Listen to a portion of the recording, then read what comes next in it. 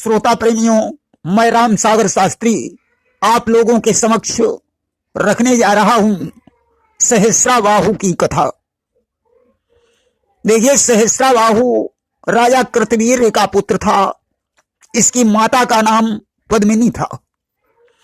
इसे 4 वरदान प्राप्त थे। नंबर 1, 1000 भुजाएं होने का वरदान। नंबर 2, धर्म की रक्षा हेतु सदुपदेशों के प्रचार करने का वरदान। नंबर 3, धर्म पूर्वक पृथ्वी जीतकर धर्म पूर्वक शासन करने का वरदान। नंबर 4, अपने से अधिक शक्तिशाली के हाथों से मरने का वरदान। कहा जाता है कि 10,000 वर्ष तपस्या करने के पश्चात यह वरदान इसे अत्रि के पुत्र दत्तात्रेयी ने प्रदान किए थे। सहस्राबाहु 7 द्वीपों का प्रतापी राजा था। 8 सिद्धियां उसके बस में रहती थी। वह क्षण मात्र में प्रत्येक स्थान पर पहुंच जाने की सामर्थ्य रखता था। उसने अनेकों यज्ञ किए। उसके राज्य में प्रजा बड़ी सुखी थी।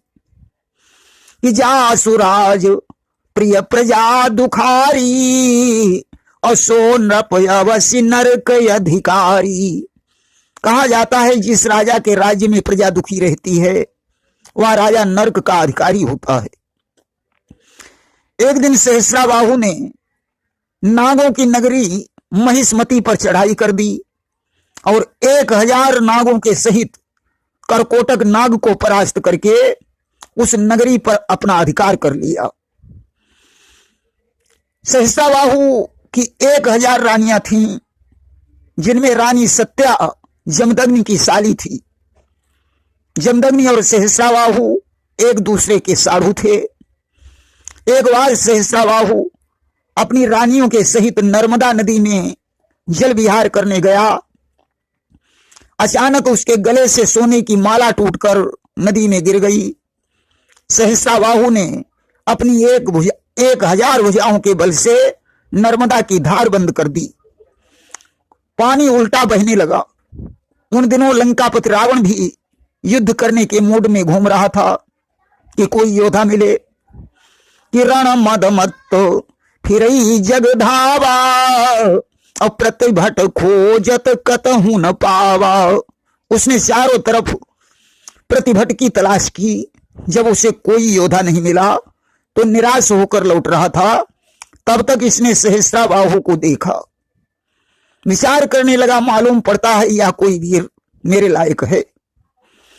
आज उसने सहस्राबाहु पर ज्यों अपना बाण चलाया। सहस्राबाहु उठकर खड़ा हो गया। उसने 1000 भुजाओं में 500 धनुष उठाए और रावण पर बाणों की वर्षा करने लगा। रावण का अभिमान एक कोने में धरा रह गया। उसने रावण को बंदी बनाया और महिष्मति में ले आया। उसे घुड़शाला में बांध दिया और उसके 10 शीशों पर दीपक जलाए। पुलिस को जब यह सूचना मिली कि रावण को सहस्राबाहु बंदी बना ले गया है, आज तो उन्होंने महिष्मति में पहुंचकर रावण का बंदी मोचन करवाया। रावण सहस्राबाहु को राजा मानकर लंका में लौट आया। एक बार की बात है, भगवान सूर्य ने ब्राह्मण का वेश बनाया और सहस्राबाहु के दरबार में पहुंचे। सहस्राबाहु ने उन्हें प्रणाम करके कहा कि हे विप्रदेव, आपका स्वागत है। आप किस लिए आए हैं?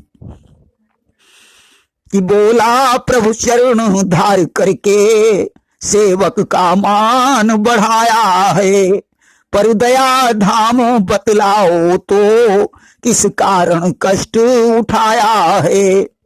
सूर्यदेव ने कहा, राजन, मैं कोई ब्राह्मण नहीं हूं। मुझे सूर्यदेव कहते हैं। मुझे बड़ी जोर से भूख लगी है। यदि हमारी भूख को शांत कर सकते हो तो मुझे वचन दो। सहस्राबाहु ने कहा, भगवान, अब आप ही बताइए कि मैं आपका क्या प्रबंध करूं।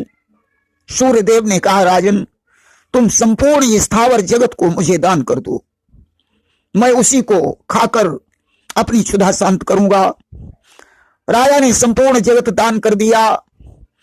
भगवान सूर्य ने सहस्राबाहु को कुछ बाण प्रदान किए और कहा, ये बाण मेरे तेज से निर्मित हैं। जो मेघ और समुद्र को भी जला सकते हैं। इन बाणों से समस्त पदार्थ सूख जाएंगे, उन्हें मैं खा लूंगा। अब तो राजा अगर पर्वत पर बाण छोड़ता है तो पर्वत जलकर भस्म हो जाता है, जंगल में बाण छोड़ता है तो जंगल जलकर भस्म हो जाता है, नगर में बाण छोड़ता है तो नगर जलकर भस्म हो जाता है। इस प्रकार राजा ने सभी पर्वत वन नगर जला दिए। वहीं जंगल में वशिष्ठ जी की कुटी थी। वशिष्ठ जी उस समय बाहर गए हुए थे। जब वे लौट कर आए तो उन्होंने कुटी को जला हुआ देखा और सच्चे योगी और ज्ञानवान अन्याय नहीं सह सकते हैं, ऐसे भीषण अपराधी को वे क्षमा नहीं कर सकते हैं। आज उन्होंने अंजलि में जल लिया और सहस्राबाहु को श्राप दे दिया कि इतराता सहस भुजाओं पर वो गर्व तेरा मिट जाएगा। अब परशुराम के हाथों से तू निश्चय मारा जाएगा। जा दुष्ट राजा, तेरी इन भुजाओं को परशुराम जी अपने फरसे से काटेंगे और उन्हीं के हाथों से तेरी मृत्यु हो जाएगी। जमदग्नि की पत्नी का नाम रेणुका था, जिसके 4 पुत्र थे। परशुराम सबसे छोटे थे। रेणुका की बहन सत्या सहस्राबाहु की पत्नी थी। एक दिन रेणुका जमदग्नि के सहित अपनी बहन सत्या से मिलने सहस्राबाहु के घर गई। स्वागत सत्कार के पश्चात रेणुका ने अपनी बहन सत्या से कहा, कभी हमारे घर भी आना। सत्या ने मुस्कुराकर कहा, बहन, हमारे स्वामी तो सप्तद्वीपों के राजा हैं, तुम्हारे पति तो योगी हैं। योगियों के यहां भला कंदमूल फल के अलावा क्या रखा है? कभी मौका मिला तो आकर देख लेंगे। भाग्यवश एक दिन सहस्राबाहु शिकार खेलने गया और सेना सहित जमदग्नि के आश्रम पर पहुंच गया। जमदग्नि ने कामधेनु गाय के द्वारा उसका स्वागत सत्कार किया। गाय की विशेषता देखकर सहस्राबाहु ने कहा, यह गाय मेरे लायक है। जमदग्नि ने कहा, राजन, यह गाय मेरी नहीं है, इस पर इंद्र का अधिकार है। सहस्राबाहु ने जमदग्नि को धक्का मारा और गाय को लेकर महिष्मतीपुरी को चला गया। रेणुका अपनी छाती पीट पीट कर रोने लगी। उस समय परशुराम जी घर पर नहीं थे। जब वे लौट कर आए और उन्हें सहस्राबाहु की करतूत का पता चला तो उन्होंने हाथों में फरसा उठाया और कहा, मां, तूने 21 बार अपनी छाती को कूटा है। मैं प्रतिज्ञा करता हूं कि 21 बार इस पृथ्वी को छत्री से विहीन कर दूंगा। उन्होंने महिष्मती पर चढ़ाई कर दी और सहस्राबाहु की 1000 भुजाएं काट डाली।